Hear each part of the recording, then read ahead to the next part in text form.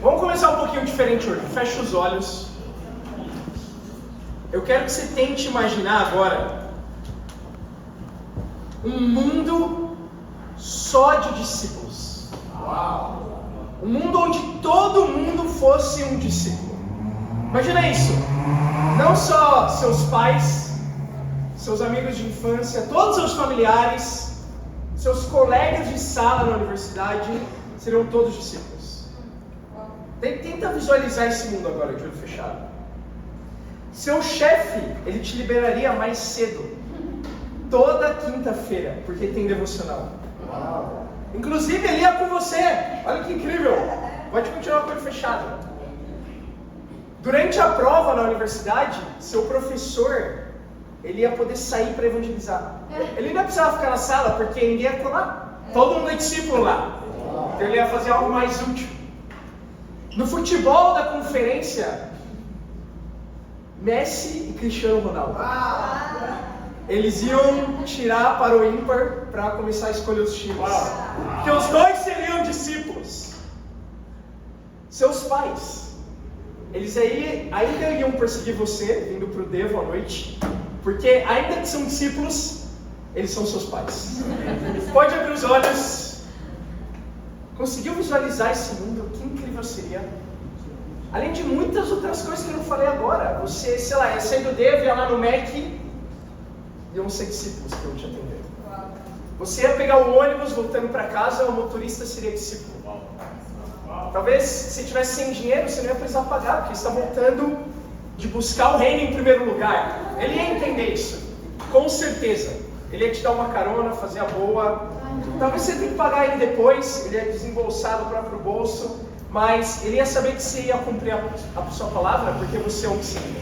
Imagina esse mundo, irmãos, onde todos fossem discípulos. A definição de idealismo, uma das definições, é algo que só existe na imaginação. Mas uma outra definição de idealismo é um objeto de desejo intenso, que você usa como modelo para tudo na sua vida. Eu tenho uma pergunta para você hoje. Qual é o seu ideal hoje? Qual é o seu mundo ideal? Você tem um? O que eu acredito é que os maiores idealistas no mundo são as crianças. Lembra você como criança quantos ideais você tinha? Eu tinha vários. Cada dia eu queria ser um super-herói diferente. Um dia eu queria ser o Homem-Aranha, escalar os prédios. Outro dia eu queria ser o Batman. Outro dia eu queria ser o Super Choque. Quem assistiu o Super Choque?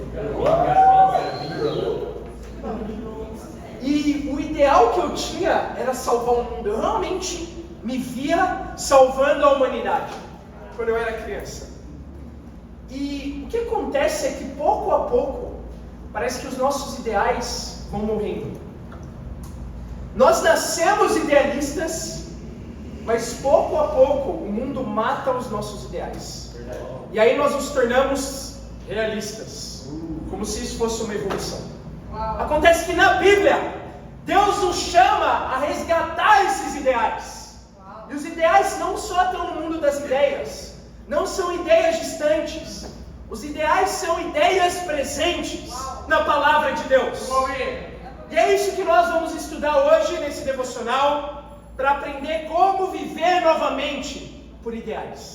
Esse é o título da nossa aula, Vivendo por Ideais. Vamos em 1 Samuel 13. Vamos de novo. 1 Samuel 13, versículo 19.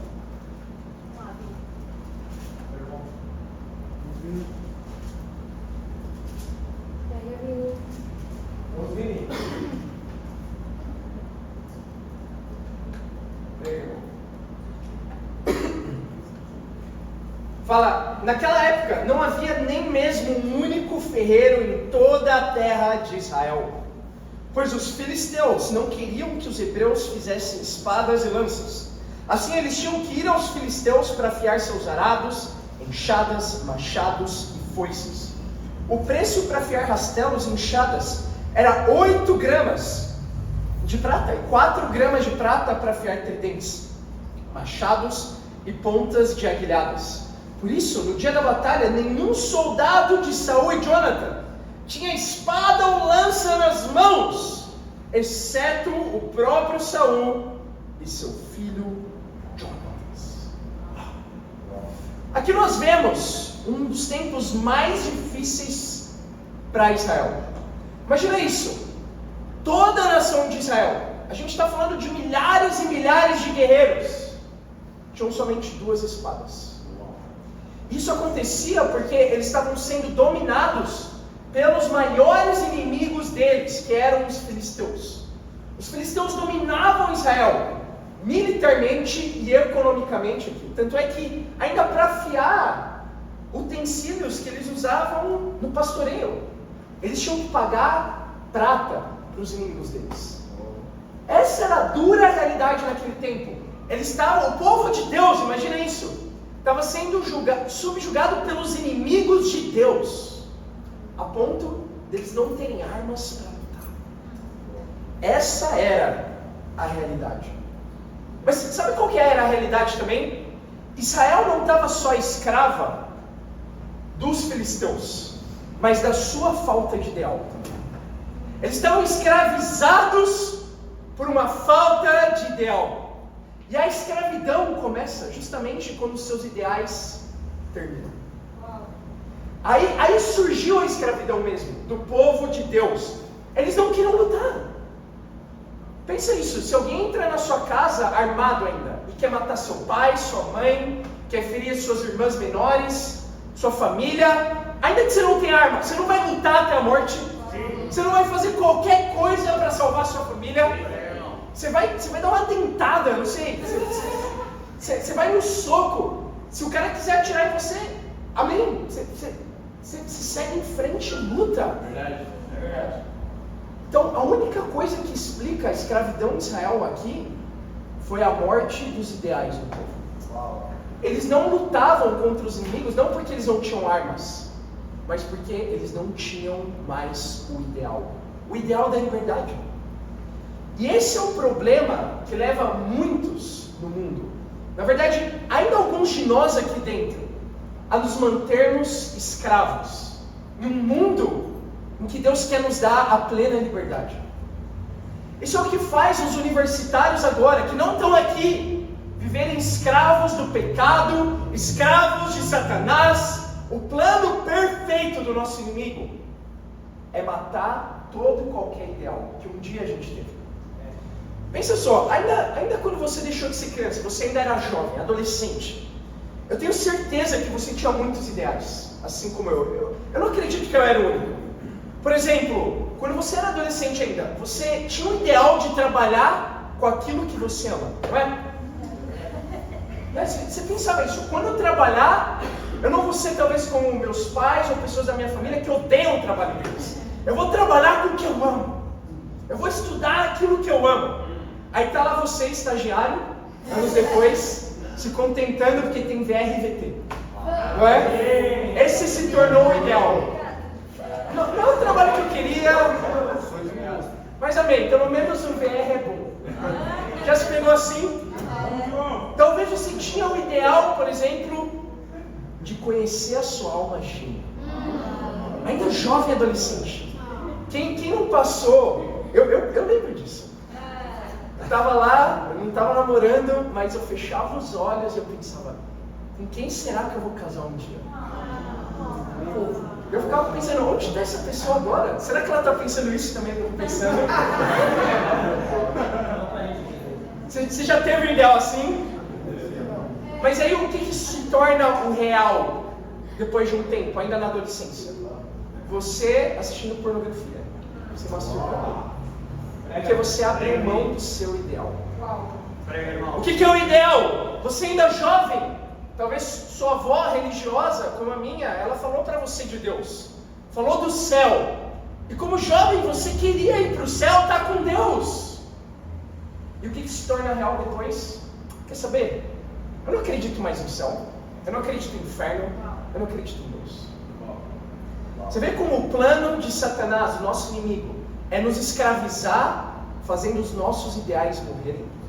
Fazendo a gente aceitar que a realidade tem que ser como ela é, como a maioria das pessoas pensam, como o que falam aí nas redes sociais, como o que seus professores falam talvez de Deus na universidade. Esse é o plano de Satanás. A boa notícia, irmãos, é que um discípulo de Jesus como eu, como você, não tem que abrir mão dos seus ideais. Muito pelo contrário, um discípulo é alguém que vive os seus ideais. E o seu ideal, o meu ideal, são os ideais da Bíblia, os ideais de Deus. Bastava um homem se levantar para poder resgatar os ideais de um povo inteiro. Esse homem, a gente vai ler agora, foi Jonatas. Mas esse homem pode ser eu, pode ser você.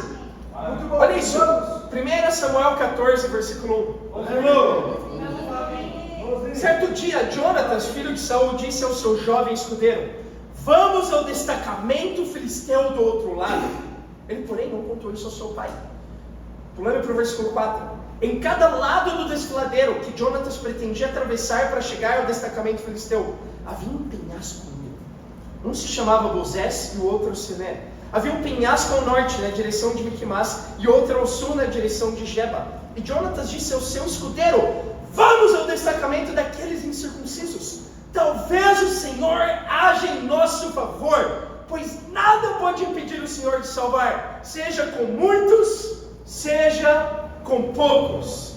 Disse o seu escudeiro: faze tudo o que tiveres em mente, eu irei contigo. Irmãos, que incrível ver! Quando um idealista surge, um sonhador aparece, tudo muda, ainda que a realidade continue a mesma.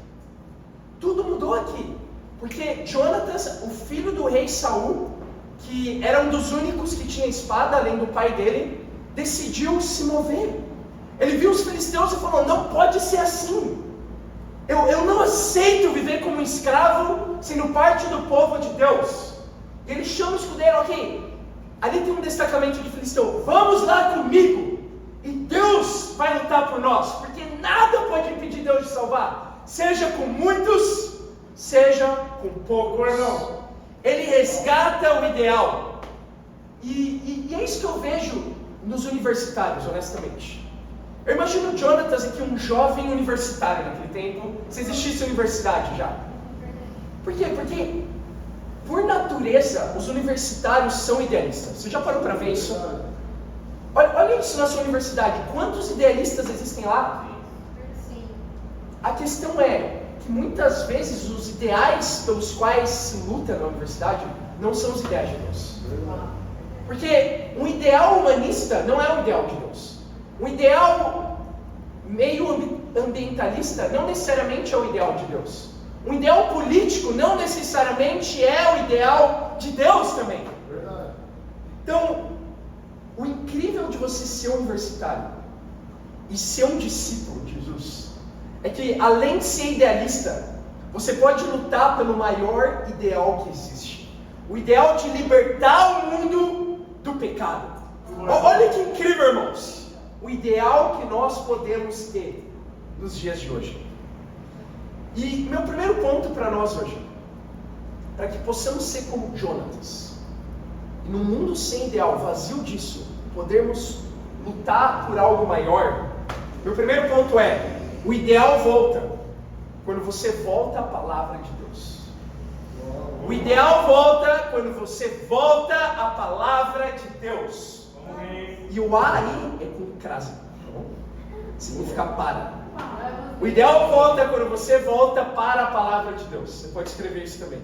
Então, não que esses ideais sejam ruins, ter um ideal político. Você pode imaginar um mundo todo de esquerda, todo de direita. Alguns vão achar que o mundo vai ser melhor de um jeito, outros de outro. Não necessariamente tem um certo ou errado aí. Esse, sem dúvida, é um ideal que pode mudar o mundo. A política pode mudar o mundo.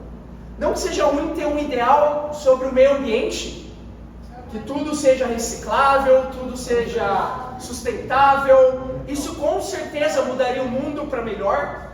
Não que seja errado ter um ideal mais humanista, Mas a grande questão é, o ideal de Deus não é simplesmente mudar o mundo. O ideal de Deus é salvar o mundo. E é o que Jonatas entendia. Nada pode impedir Deus de salvar. Amém. Seja com muitos, seja com poucos. Jonatas resgatou o ideal de Israel quando ele voltou para a palavra de Deus. Ele decidiu acreditar na palavra de Deus e não na realidade que ele estava vendo. Romanos 10:17 ensina isso, não precisa ir lá. A Bíblia diz: consequentemente a fé vem por ouvir a mensagem, e a mensagem é ouvida mediante a palavra de Cristo.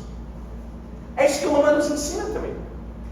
O nosso ideal volta, a nossa fé volta quando você volta à palavra de Deus. A fé vem de ouvir a palavra de Deus.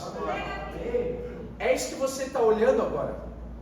Ou você está acreditando mais na realidade? Você acredita hoje mais na realidade da sua volta ou na palavra de Deus? A minha Bíblia diz, eu não sei o que a sua fala, que a colheita é grande, que a colheita está madura, está pronta agora mesmo. Tem milhares e milhares de pessoas agora, sedentas por Deus, na sua sala de aula, na sua universidade, colegas de sala, professores, funcionários. Você acredita nisso agora? Então por que hoje a gente está vazio de visitantes aqui no devocional?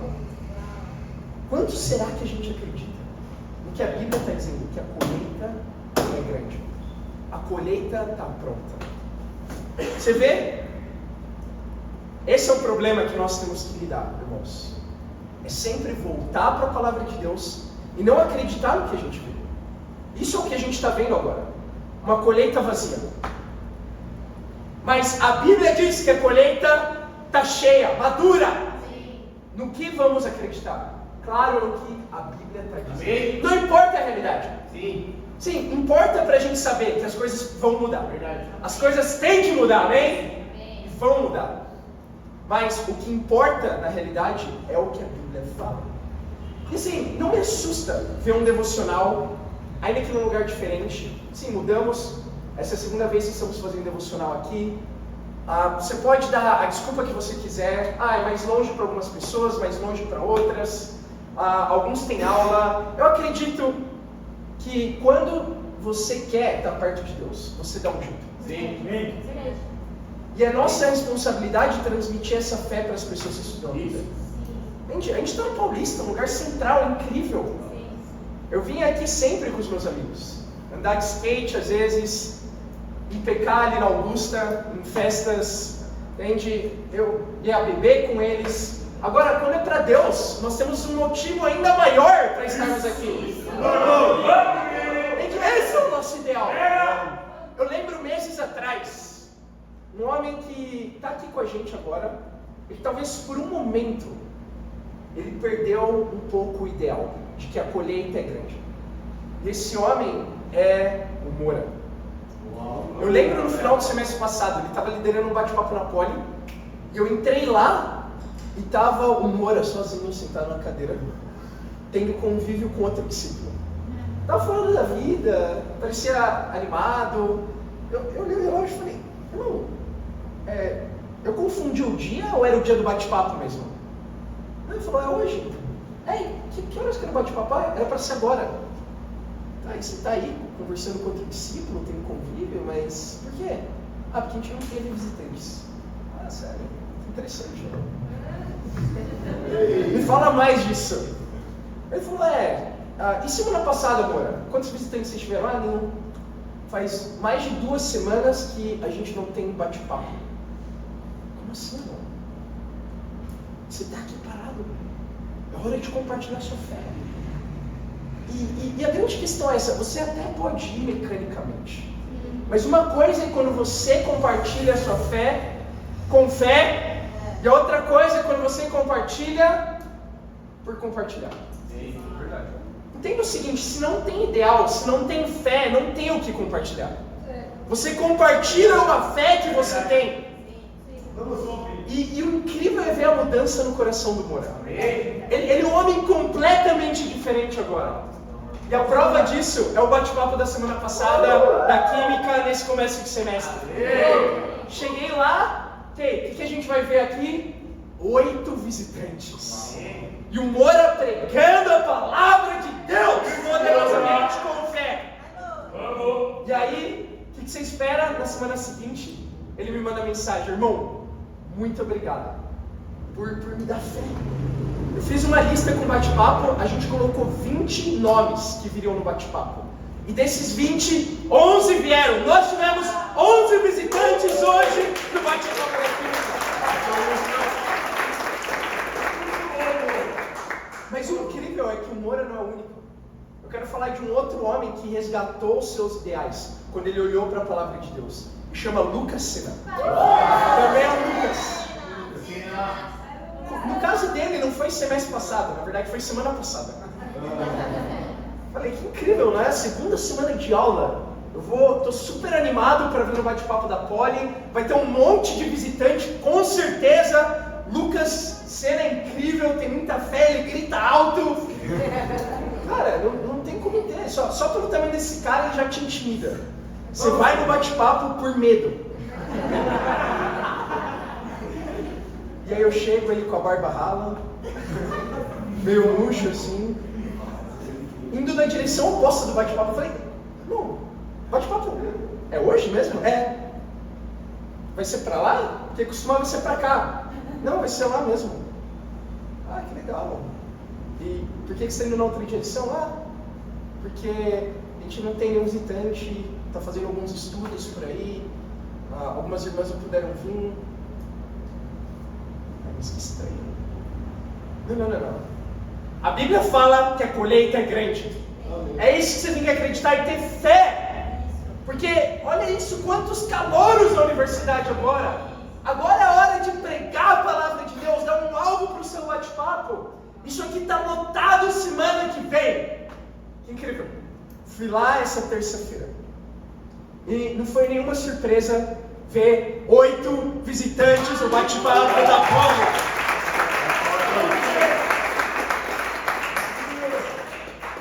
Irmãos, isso não é um poder especial dos Lucas. Você não tem que chamar Lucas para ter um monte de visitantes no seu bate-papo.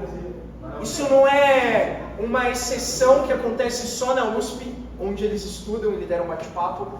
Não, na realidade, cada universidade está tão aberta quanto a USP.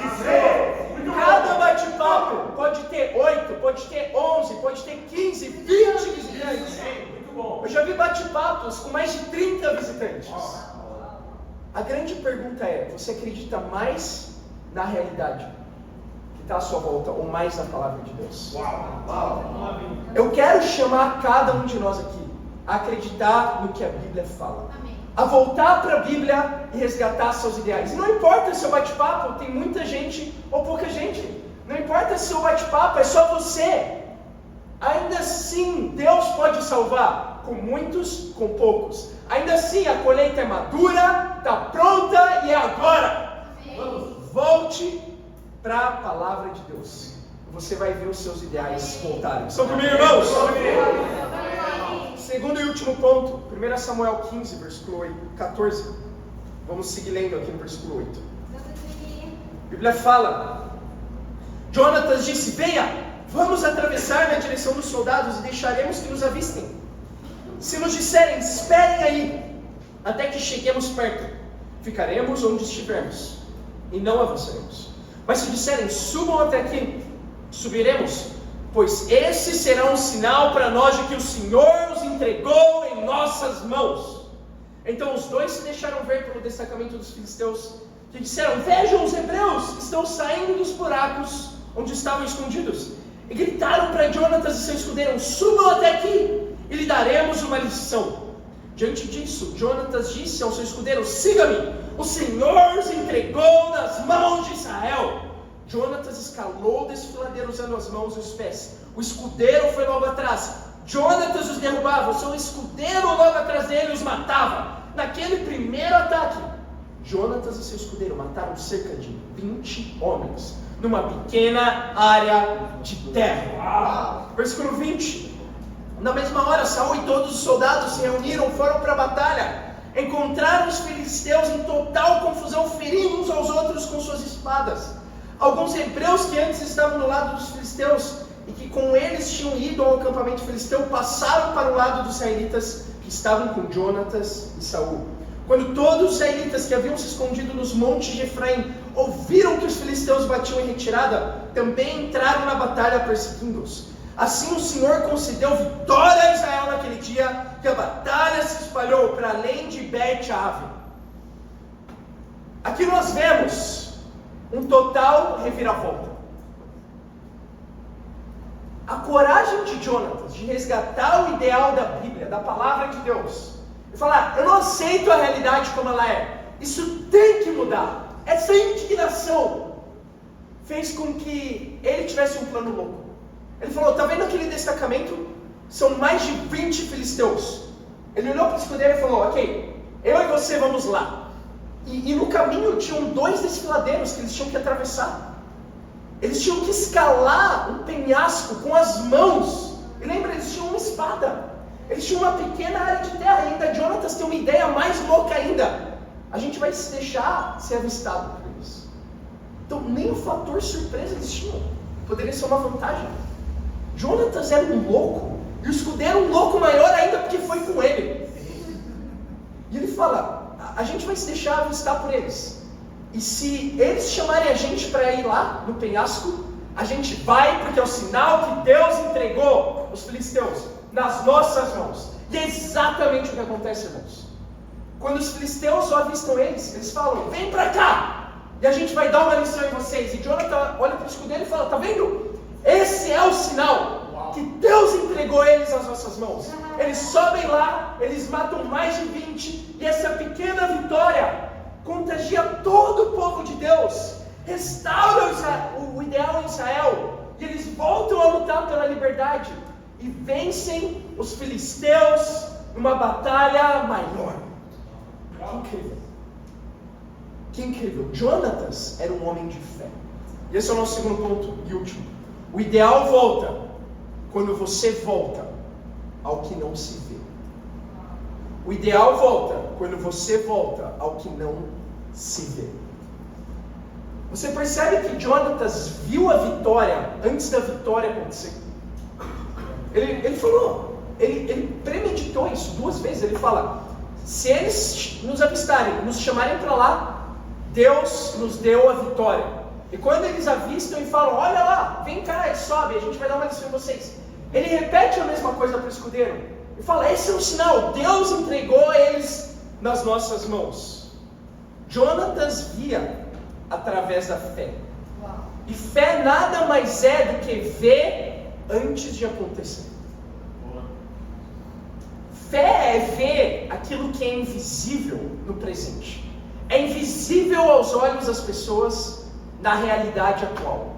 Mas quando você é um idealista, você vê aquilo que não se vê. Você se volta para isso, como Jonatas fez. É o que a Bíblia fala em 2 Coríntios 5:7. Fala: porque vivemos por fé e não pelo que vemos. Essa é uma característica de um cristão segundo a Bíblia. Você vê sempre adiante. Um discípulo é um visionário. Você olha para o seu campus, você imagina ele cheio de discípulos. Você imagina a sua faculdade assim, com discípulos de lá só um dia, não de várias universidades. Você imagina essa sala aqui um dia só no seu campus. Você consegue visualizar isso? Não está lá ainda, é verdade. Mas você tem a palavra de Deus e você tem fé. É isso que Jonatas tinha. E é isso, irmãos. Nós tivemos algumas mudanças agora.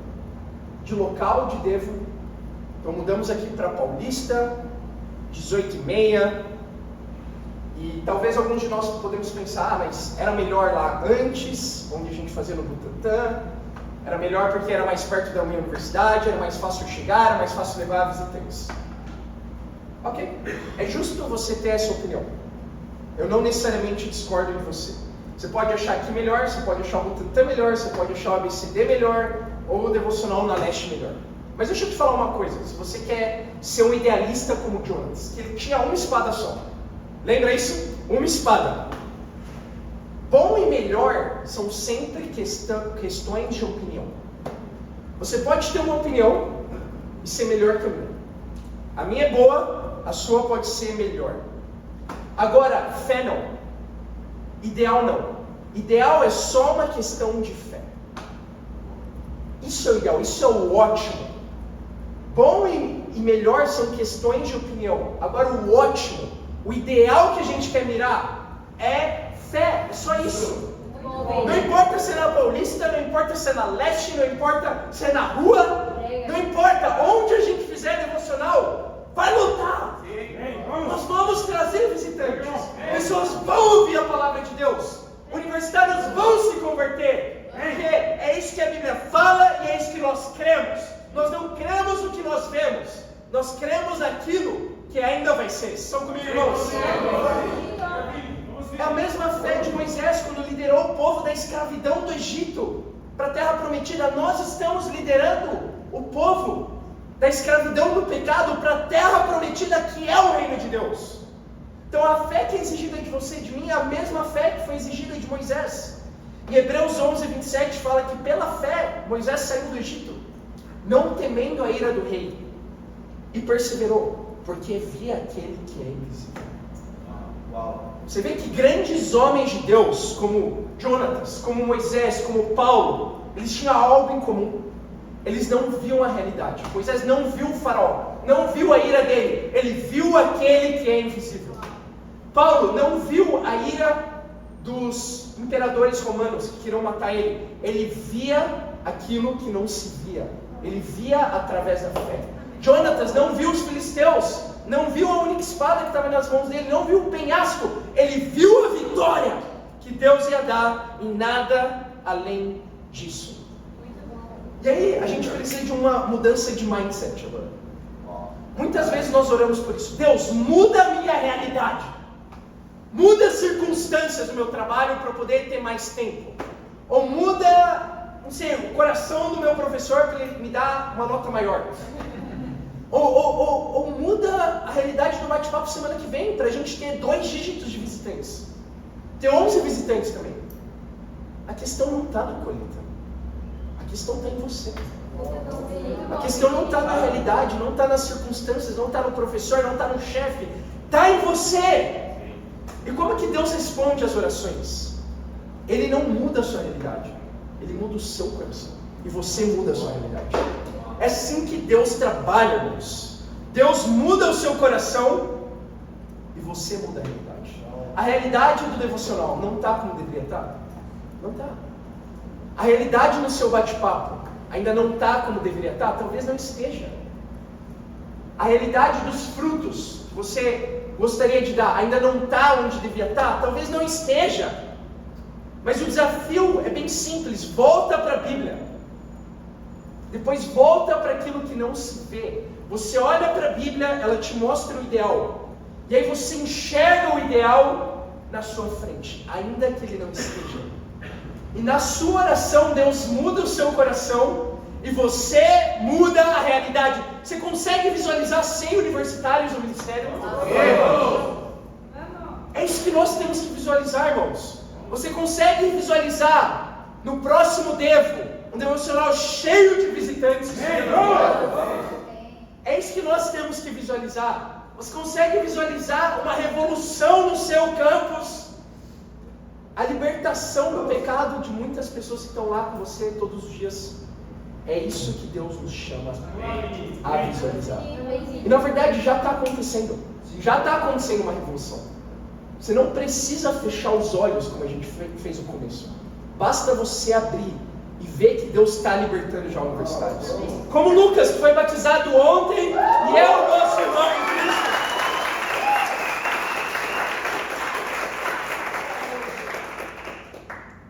Entende? Já está acontecendo. Já estamos vendo um fogo, está se alastrando, crescendo. E se cada um de nós abraçarmos esse ideal de Deus, vai virar um incêndio fora do controle. Em conclusão, imagina um mundo onde todos fossem discípulos. Você pode dizer, mas essa não é a realidade. Ainda. O sonho de Deus é que cada ser humano na face da terra conheça a verdade e seja salvo. Esse é o ideal de Deus. Basta nós voltarmos para a palavra de Deus e o ideal volta nos nossos corações. Basta nós voltarmos para a fé de enxergar o mundo não como ele é, mas como ele vai ser, e o ideal volta. Porque Deus, lembra isso, ainda que esse ideal não exista agora, Deus é um Deus que chama a existência aquilo que não existe. Deus é um Deus que chama os mortos de volta à vida. Deus é um Deus que transforma ainda a realidade que a maioria aceita em um ideal, ao qual nós estamos lutando para que aconteça. E para esse Deus seja glória. Amém.